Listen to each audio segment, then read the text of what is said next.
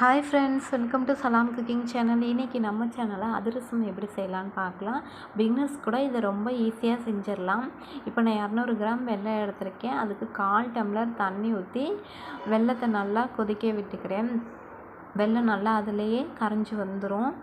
ஒரு 10 நிமிஷம் நல்லா கொதிக்க விட்டுக்கலாம். இப்போ பாகுபதம் செக் பண்ணிக்கலாம். அதிரசத்துக்கு பாகுபதம் தான் ரொம்ப அவசியம். இப்போ ஒரு சின்ன கிண்ணத்தில் கொஞ்சமாக தண்ணி ஊற்றிக்கோங்க. அதில் வெல்ல பாகை ஆட் பண்ணிக்கோங்க.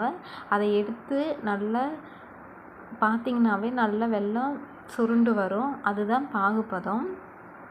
இப்போ நான் 300 கிராம் பச்சரிசி மாவை ஊற வச்சு மில்லில் கொடுத்து அரைச்சி எடுத்து வச்சுருக்கேன்.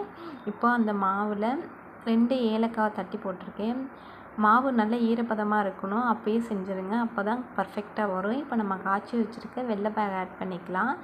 இப்போ வெள்ளை பாகை சூடாக இருக்கனால கரண்டி வச்சு ஃபஸ்ட்டு மிக்ஸ் பண்ணி விட்டுக்கிறேன். அதுக்கப்புறம் கை வச்சு நல்லா எல்லா பக்கட்டும் மிக்ஸ் பண்ணி விட்டுக்கிறேன். இதுதான் மாவு பதம். இந்த அளவுக்கு பிசைஞ்சு விட்டுக்கோங்க. மாவை நல்லா 3 நாளைக்கு ஊற விட்டுக்கலாம். இப்போ நான் 3 நாளைக்கு அப்புறம் இந்த மாவை எடுத்திருக்கேன். இப்போ மாவுலேருந்து சின்னதாக உருண்டை எடுத்து இந்த மாதிரி நல்லா தட்டி நடுவில் ஹோல் போட்டுக்கிறேன். இப்போ ஒரு வடை சட்டியில் அதிரசம் சுடுறதுக்கு தேவையான அளவுக்கு எண்ணெய் ஊற்றிக்கோங்க. எண்ணெய் நல்லா காஞ்சதும் நம்ம தட்டி வச்சுருக்க அதிரசத்தை ஒவ்வொன்றா ஆட் பண்ணிக்கலாம். இதே மாதிரி மிச்சம் இருக்க எல்லாத்தையும் நல்லா ஆட் பண்ணிக்கோங்க. இப்போது நல்லா செவந்ததும் எல்லா பக்கட்டும் திருப்பி விட்டுக்கலாம். அவ்வளோதான், நம்மளோட ரொம்ப பர்ஃபெக்டான அதிரசம் ரெடி ஆயிடுச்சு. ரொம்ப டேஸ்ட்டாக இருக்கும். ஒரு தடவை ட்ரை பண்ணி பாருங்கள். வீடியோ பிடிச்சிருந்தால் லைக் பண்ணி ஷேர் பண்ணி சப்ஸ்கிரைப் பண்ணுங்கள்.